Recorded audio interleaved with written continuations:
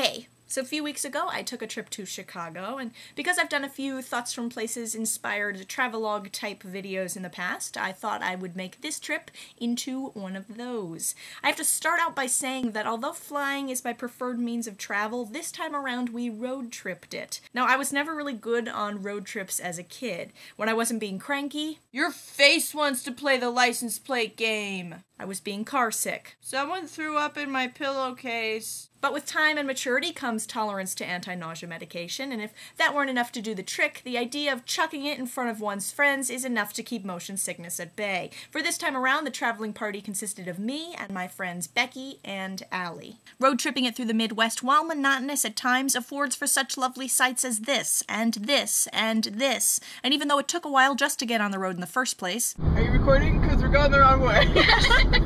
Still. Eventually, we saw this. Now, I have to say very quickly that when it comes to traveling, I usually pack pretty light, and I almost always forget something. Where's my hairbrush? This time around, I forgot an umbrella, so when we woke up the next morning to this spontaneous rain shower, I was not particularly pleased. Nonetheless, we made our way to the Contemporary Museum, where we saw stuff like this, and these, and luckily by the time we got out, it had stopped raining. We went over to Millennium Park, where, as I mentioned in a previous video, we stumbled upon a nerd fighter gathering, where people were rocking out on ukuleles, playing red light, green light, and generally being awesome. We also spent some time admiring the Bean, which I didn't know until this trip is actually called the Cloud Gate. Bean or cloud or whatever, I don't know what it is about this piece that makes us want to take our pictures in it, or place our feet up against it, or stare directly at it as the sun beats down on it, but those all seem to be pretty commonplace activities. That evening we ate in an Italian restaurant with spoons so big we felt the need to provide a scale to indicate their largeness. Afterward we got dessert at a place near Wicker Park that was so dark we literally needed flashlights to read the menu.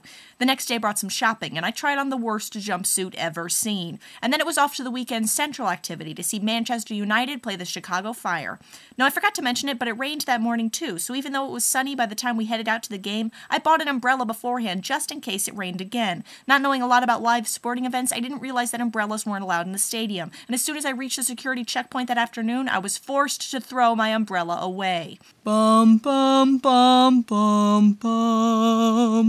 The game was a lot of fun, and afterward was the less fun but oddly fascinating part where 60,000 people all try to leave the stadium at the same time. We wanted to take a cab back to our hotel, but it didn't seem to be a possibility, so we just ended up walking. We went through the park and past the water and stopped for ice cream. We of course also saw the Bean again. This is where I would love to make some grand philosophical statement about the Bean. Maybe something about our obsession with self-image in society, or our desire to see ourselves in a different way, or maybe even the notion that inside the Bean there is an alternate Chicago full of people looking out at us, judging us as a reflection of themselves. But I have no worthwhile statement to make other than that I like the Bean, and I liked taking my picture in it. And that's the general sentiment I feel about Chicago. I just like it, the way I like mint chocolate chip ice cream, or the way strangers can get together to cheer on a sports team. I've mentioned in the past how I love New York City. To me, New York is like that kid that sits in the back of the class, who's almost too cool to hang out with, but with one radiant smile somehow manages to include you in the secret to their awesomeness. But Chicago in the summertime is just more like an old friend, one who rallies people together, who doesn't judge you for indulging, whether it be calorically or narcissistically, one who makes sure you're able to make fun of yourself, who can be rainy in the morning but sunny by lunch, the sort of friend who may borrow your umbrella and never give it back, but always manages to make up for it in the end.